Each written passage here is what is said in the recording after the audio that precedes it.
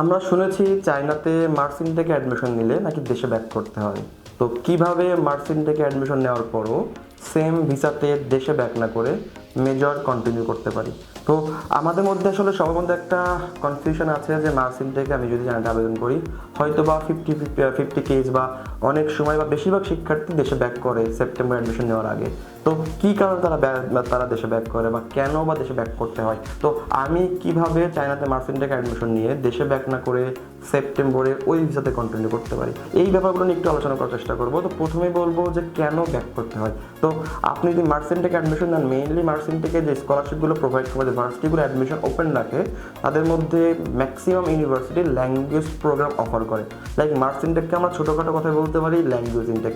এবং চায়নাতে সকল ইউনিভার্সিটি অ্যাডমিশন ওপেন রাখে সেপ্টেম্বর ইনটেকে। তো মেইন যে ক্লাস বা একাডেমিক কোর্স শুরু হচ্ছে সেপ্টেম্বর থেকে। তো এখানে কিছু কিছু ইউনিভার্সিটি, কিছু কিছু কলেজ আছে যারা মার্চ ইনটেকে এক্সট্রা ইনকামের জন্য যারা ল্যাঙ্গুয়েজ প্রোগ্রাম রান করে, যেখানে আপনি মার্চ টু সেপ্টেম্বর ল্যাঙ্গুয়েজ করতে পারবেন। তো কোথায় আসলে প্রবলেমটা হয়? ভার্সিটি তো এক্সট্রা ইনকাম করতেই পারে, বাট প্রবলেমটা হলো আমরা ভুল সিলেক্ট করি, লাইক আমাদের ভুল সিলেকশন। তো কিছু কিছু ইউনিভার্সিটি বললাম যে মার্চ ইনটেক অ্যাডমিশন ওপেন রাখে ল্যাঙ্গুয়েজে, এবং এই ফিস কিন্তু বিভিন্ন রকম হয়ে থাকে। ভার্সিটিগুলোর ফিস কিন্তু সেম না।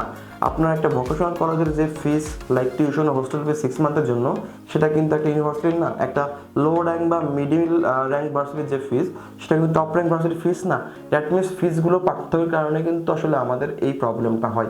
লাইক আপনি পড়াশোনা করবেন ব্যাচেলারে, আপনি হয়তো বা যে ভার্সিটি চুজ করেছেন বা সিলেক্ট করেছেন, সেখানে ল্যাঙ্গুয়েজ ফিস আপনি জানেন মোটামুটি 1,00,000 টাকা। তো আপনি চাচ্ছেন এই ল্যাঙ্গুয়েজটা অন্য কোনো একটা কলেজে বা অন্য কোনো একটা প্রতিষ্ঠানে করতে, যেখানে এই ল্যাঙ্গুয়েজ ফিস হয়তো বা 50,000 টাকায় কনফার্ম বা ডান হয়ে যাবে। তো আপনি হয়তো বা এই জিনিস চিন্তা করে আপনি চায়নাতে যাচ্ছেন মার্সেন থেকে ওই ভোকেশনাল কলেজ বা অন্য কোনো প্রতিষ্ঠানে ল্যাঙ্গুয়েজ করতে, এবং আপনি ওখানে ল্যাঙ্গুয়েজ শেষ করার পরে আপনি জানেন যে ওখানে আপনি থাকবেন না। তো ভার্সিটি কিন্তু আপনাকে বা অ্যাম্বাসি কিন্তু আপনাকে 6 মান্থ ভিসা দেবে। যেহেতু আপনি ওখানে 6 মাস থাকবেন ল্যাঙ্গুয়েজ প্রোগ্রাম পর্যন্ত, সেহেতু অ্যাম্বাসি কিন্তু আপনাকে 6 মান্থে একটা ভিসা দিবে। ভার্সিটিগুলো কিন্তু আপনাকে 6 মান্থ কোর্স করাবে। আপনি চায়নাতে যাচ্ছেন 6 মান্থের ভিসা নিয়ে। তো যে সকল শিক্ষার্থী চায়নাতে 6 মান্থের ভিসা নিয়ে যাবে, তাদেরকে কিন্তু অ্যাম্বাসি থেকে X2 ভিসা প্রোভাইড করবে। এবং যখন আপনি 6 মান্থ শেষ করছেন ওই প্রতিষ্ঠানে বা ভোকেশনাল কলেজে, আপনি যখন চেঞ্জ করতে যাচ্ছেন আপনার ইউনিভার্সিটি, আপনার পছন্দের ভার্সিটিতে, পছন্দের স্কলারশিপে, অন্য কোনো ভার্সিটিতে, তখন ওই দ্বিতীয় ইউনিভার্সিটি যদি চাই আপনাকে অ্যাকসেপ্ট নাও করতে পারে। কেন? X2 ভিসা থেকে X1 ভিসাতে কনভার্ট করা তুলনামূলক টাফ, এবং বর্তমান সময়ে অনেক ইউনিভার্সিটি এগুলো অ্যাকসেপ্ট করে না। X1 ভিসাটা আবার কি? X1 ভিসা হলো যদি আপনার কোর্সের ডিউরেশন 6 মাসের বেশি হয়, সেটা হলো X1 ভিসা। তো আপনি যেহেতু সেপ্টেম্বর থেকে মেজর শুরু করছেন, ওই মেজর কিন্তু 4 বছরের মেজর, 3 বছরের মেজর, অথবা আপনার 4 বছরের মেজর হতে পারে। দ্যাট মিনস 6 মাসের উপরে, এই জন্য X1 ভিসা। তো X2 থেকে আপনি X1 কনভার্ট করতে পারছেন না। তো যে সকল শিক্ষার্থী এখানে আসলে ভুল সিলেকশন করবে, যারা টাকা বাঁচানোর জন্য বা যারা ডিফারেন্ট ভার্সিটিতে ল্যাঙ্গুয়েজ এবং আদার একটা ইউনিভার্সিটিতে মেজর কন্টিনিউ করবে, তাদের এখানে বড় একটা সম্ভাবনা আছে দেশে ব্যাক করা। এখন দেশে ব্যাক না করে আপনি কি করতে পারেন? আপনি কিভাবে ওই সেম ইউনিভার্সিটিতে বা সেম ভিসাতে কন্টিনিউ করতে পারেন মেজর দেশে ব্যাক না করে?